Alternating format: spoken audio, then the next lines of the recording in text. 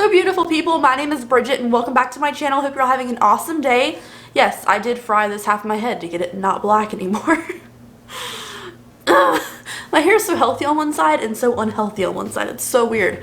But I couldn't stand like washing this side separately anymore, so I had to remove it. But anyways, today's video is my monthly favorites and fails for August 2020. We're gonna go over some things that I enjoyed this month as well as things that I didn't, and of course these are my personal opinions. We disagree on anything. It's cool, it's just makeup, it's not that serious. And now let's get into it. Alright guys, before we get started, today's video is brought to you by Dossier, so let me tell you a little bit about them. Dossier has high quality, amazing fragrances that are dupes for luxury brands without that luxury brand price tag, because why would you pay more just for a name on a label when you can get the same scent for only $29 for the full size bottle? Now let me tell you a little bit about them other than the fact that they have like dupes for brands. If you have a specific scent in mind, something that you love, but you don't want to pay up to $200 for a fragrance, and you'd rather pay $29 like I think most of us would, you can actually look up the scent. They're always adding new scents and you can get that kind of dupe product. Now my favorite thing about Dossier, some people may think it's a little thing, I think it's a big thing, is that it gives you a description in every bottle, so you get a description of like what kind of scent you're getting, and when you get the full-size bottle, you also get a little mini vial. Now the mini vial is great because let's say you can't smell a fragrance online. Let's say you don't like the fragrance when you get it in person. You don't have to break the seal and make this go to waste. This can still be good if you just use a little mini one and make sure you like the scent before you actually break the seal on the full-size one. So you can get a couple days use out of it. Make sure you enjoy the scent before you break into the big bottle and use that, which I think is amazing and also really good for the environment as well. There are free returns, no questions asked if you need to, but I don't think you will because they're dupes for high quality, amazing luxury brands. And they have some of my favorite scents. So this one I have here is Oriole Woodsy 6, which is a dupe for Tom Ford's Black Orchid. It has kind of that musky scent to it, which I really love. I love men's scents. They have men and female scents. They have all kinds of scents no matter what your preference is. I love the way men smell, so the woodsy kind of musky smell is amazing. Also for a more like feminine smell, I have the dupe for Chanel's Gabrielle here, which is Floral number 4. I don't know, I was gonna say Chanel number 4. It's a dupe for Chanel, but it is Floral number 4, and this has more of that, it is a light floral kind of feminine, kind of elegant smell to it, and it smells really lovely. So if you guys want to check out Dossier, I'll leave them linked at the top of the description box with my discount code to save you a little bit extra money on already affordable scent.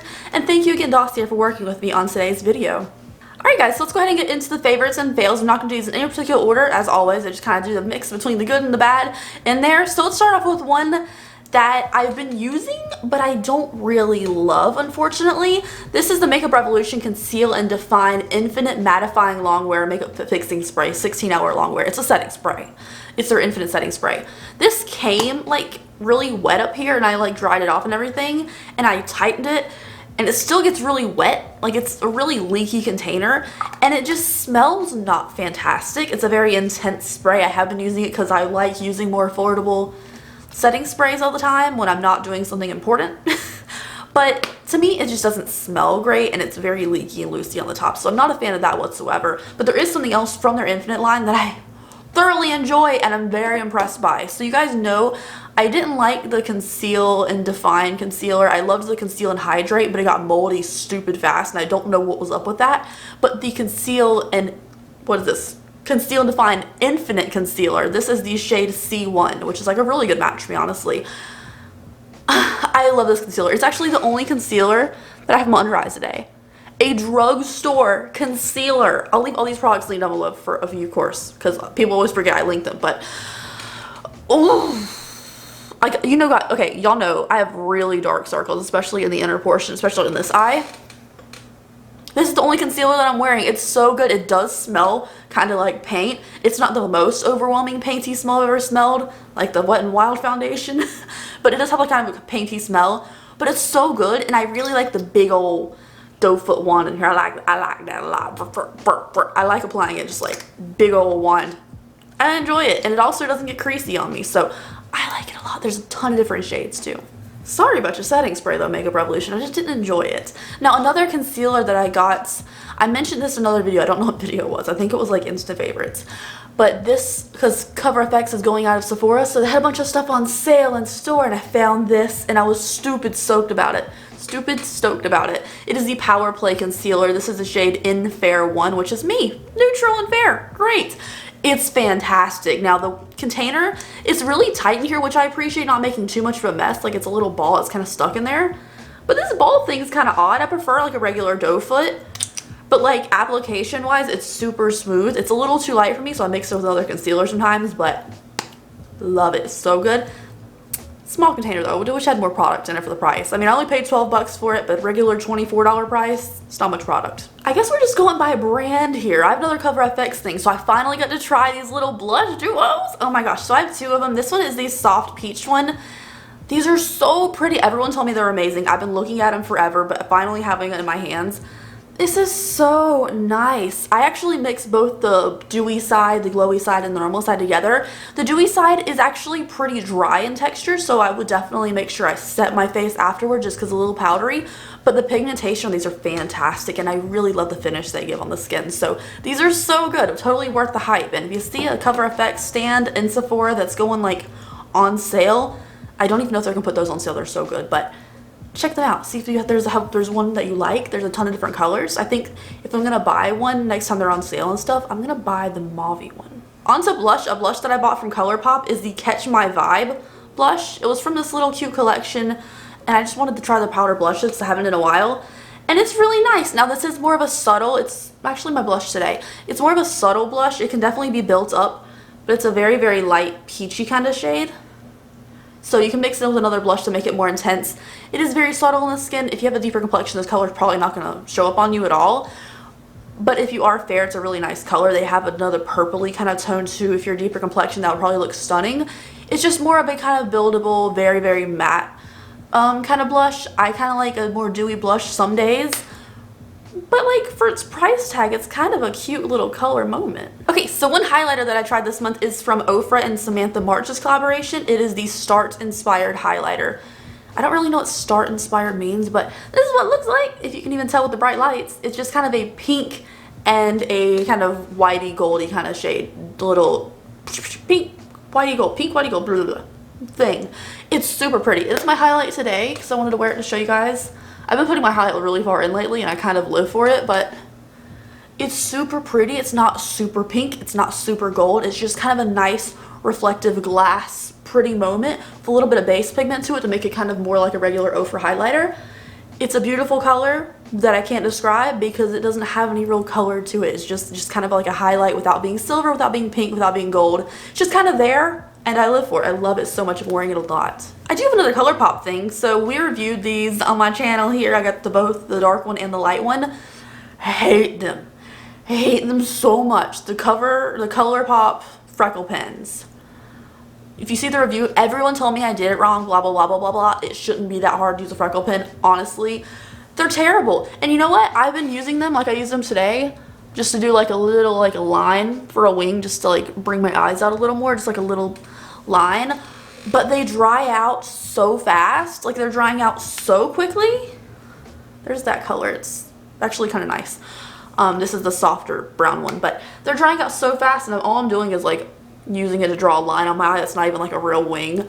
So I don't know. I mean, they dry down nice, like they don't smudge on you, but that also was a problem with it being a freckle pen, is it didn't smudge out. So I don't know. I can't really find any purpose that I really like these for. I didn't want to waste all the money on them and then them not work as freckles, so I tried to use them with something else and they just got dry immediately.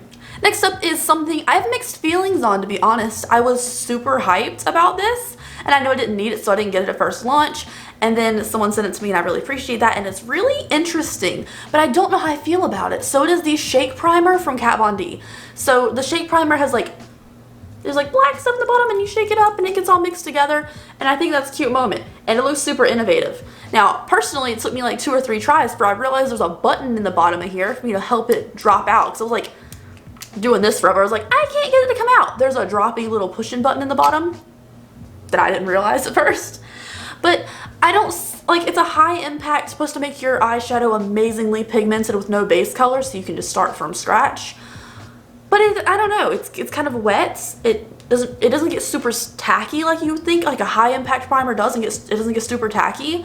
My eyeshadows do look nice when I put them on, but I'm not as impressed as the hype and like I don't know why the shaky thing is supposed to be like a selling point. Is it just like a nice little magic mixture of water and dark water?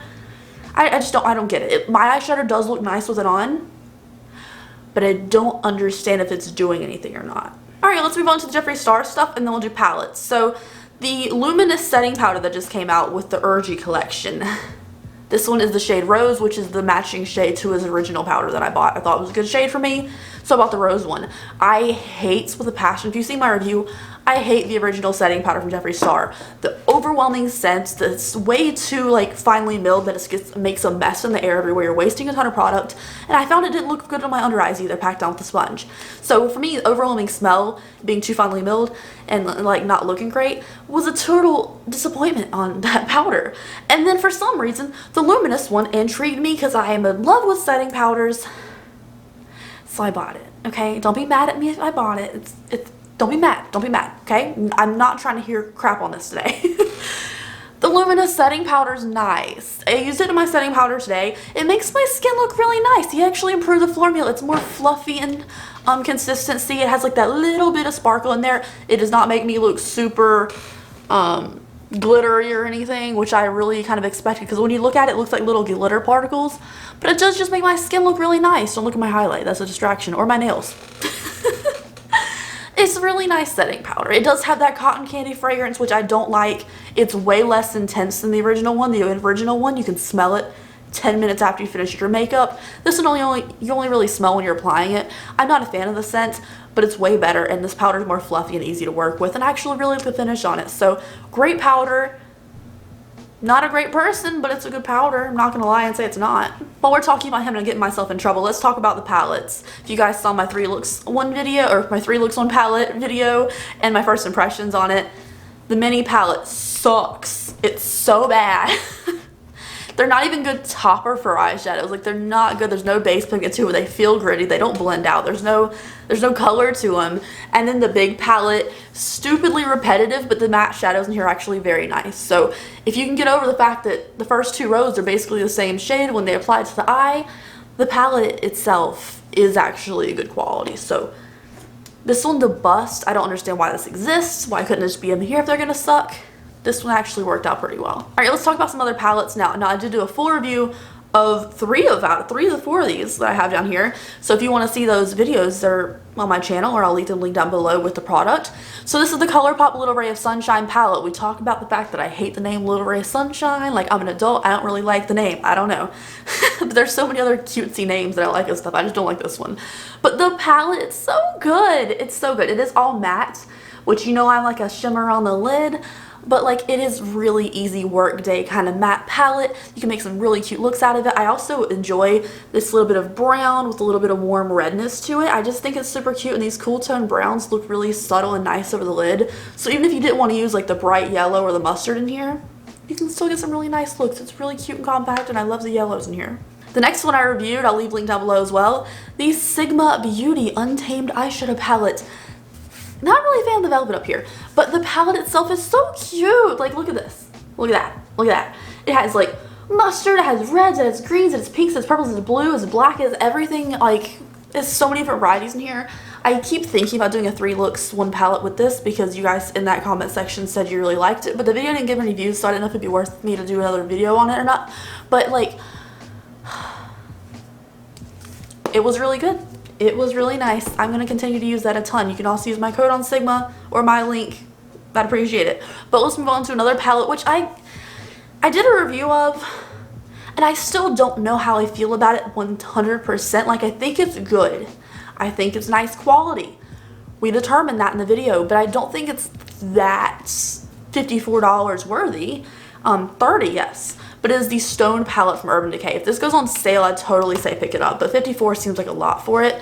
The packaging on it is beautiful, and I really like the inside. We have 4 matte shades. The rest are like shimmery, metallic-y shades with some glitter in them, but they're not pressed glitters, even though they kind of look like it because they're marbled. It's just a really nice palette.